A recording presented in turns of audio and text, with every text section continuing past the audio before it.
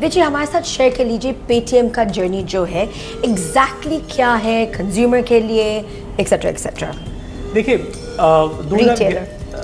2011 में story start हुई थी जब इस देश में स्मार्टफोन आ गए, 3G आ गया, लेकिन पेमेंट ऑप्शन नहीं आया। हम सब लोग सारी चीज़ों को पे करने के लिए कैश ऑन डिलीवरी करते हैं। तो मेरा ये मानना था कि जब ऐप स्टोर जो आईफोन और एंड्रॉयड फ़ोन के हैं उनमें गेम होते हैं, तो जब डाउनलोड करेंगे तो आपको पेमेंट उसी समय करनी पड़ेगी। तो मुझे लगा वहाँ से कि एक देश के लिए पेमेंट ऑप्शन बनाना चाहिए। वो एक बहुत ज़रूरी चीज़ होगी जिस तरह से डिजिटल कॉमर्स आगे टेक ऑफ करने वाला होगा। तो हमने पे through mobile payment option start करा, तो कस्टमर लोग अपना पैसा उसमें स्टोर कर सकते हैं हमारे अकाउंट में, और फिर मोबाइल फ़ोन का रिचार्ज, यूटिलिटी के पेमेंट जैसे DTH और इन सब के पेमेंट आप कर सकते हैं, और किसी दूसरी सेवा को भी पे कर सकते हैं। आप अपने फ्रेंड को पे कर सकते हैं एंड सो ऑन।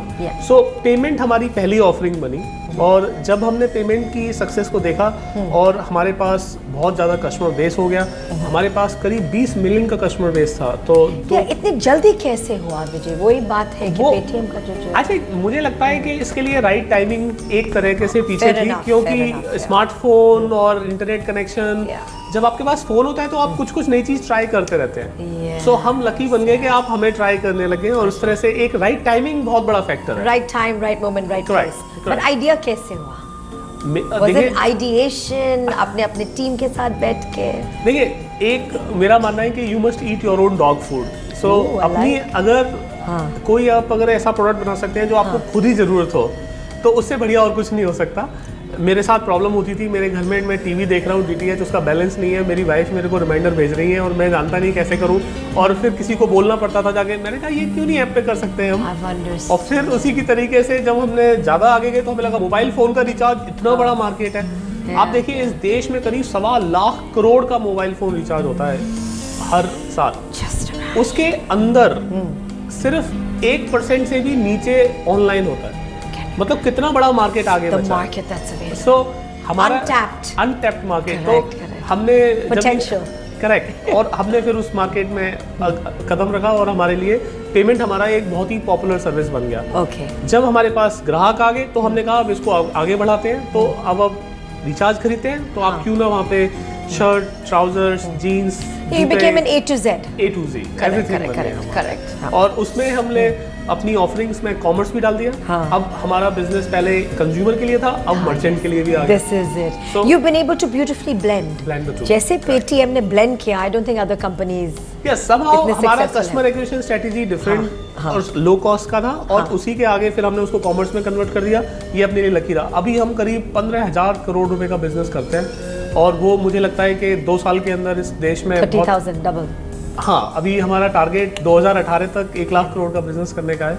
तो होपफुली इंशाल्लाह हो जाएगा। इंशाल्लाह तो होने पड़ेगा विजय जी।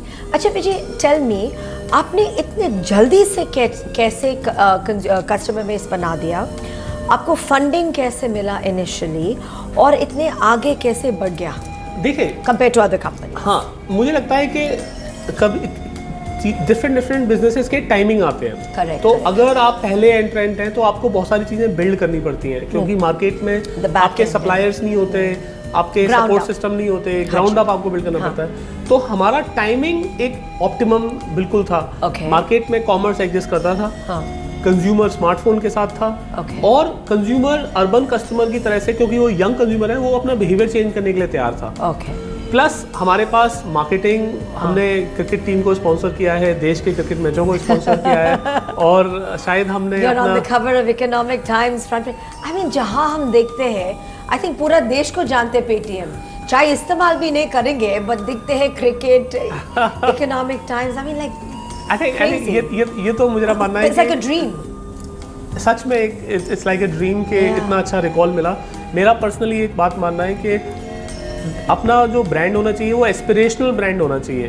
कोई यूथ ब्रांड, कूल ब्रांड नहीं होता, एस्पिरेशनल ब्रांड होता है जो सब सेगमेंट्स को ऑर्डर करते हैं। पैन इंडिया रीच आउट कर सकता है। और देश में अगर आप बाहर देखें तो एप्पल और नाइकी देखिए, वो एस्पिरेशनल ब्रांड है। लोग चाहते हैं कि वो ऐसा प्रोडक्ट ओन करें, तो हम भी एस्पिरेशनल ब्रांड बिल्ड करना चाहते हैं, इसलिए हम थोड़ा सा उसी तरीके से एग्रेसिव हैं। You gave a great example because you're right. These two brands defy age. Correct. It doesn't matter It doesn't which matter, age and yes, which or socioeconomic ethnic group that you background, come from. or whether you're a man or woman or ethnic. Absolutely. Very, very So good हमारा point. मानना ऐसा है कि एक ऐसा brand build करें जो देश में बिल्कुल एस्पिरेशनल ऑडियंस के लिए आइडेंटिफाई हो कि एक एस्पिरेशनल ब्रांड है।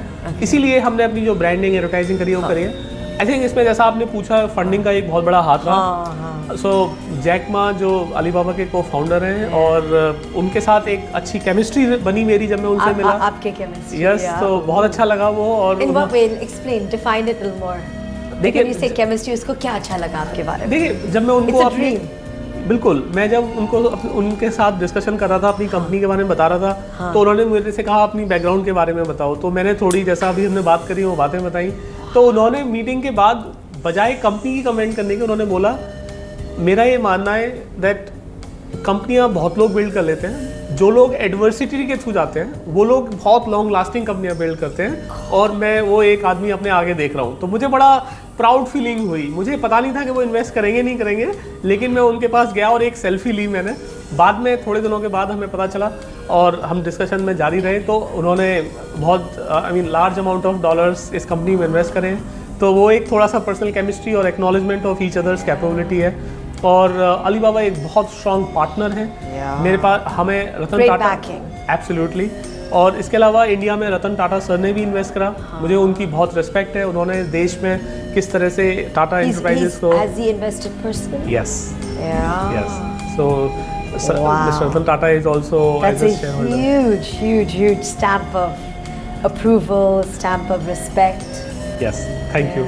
So आपने कभी ऐसे सोचा विजय कि you would just reach the dizzying heights you've reached और इतने जल्दी पहुंचोगे? तो पहली बात तो ये सब भगवान का दिया हुआ है। आई थिंक मेरा ये मानना है कि ये हम तो सिर्फ कुछ आउटपुट देख पाते हैं, जबकि रीज़न तो शायद बहुत सालों से पहले डिसाइड होते हैं। और जितनी तरह की सक्सेस और फेलियर मिली है उनमें बहुत बड़ा हाथ अब मेरे गॉड का रहा है। इन दी एंड उनकी दी हुई देन है। तो मैं ये नहीं कह सकता कि ये बड़ा है या छोटा है, जो है वो उनका दिया हुआ है। एक दिन है, एक दिन नहीं है। जिस दिन भगवान ने चाहा उस दिन हम आ जाएंगे, जिस दिन नहीं चाहा उस दिन हम चले जाएंगे। Well, we don't want it going that way.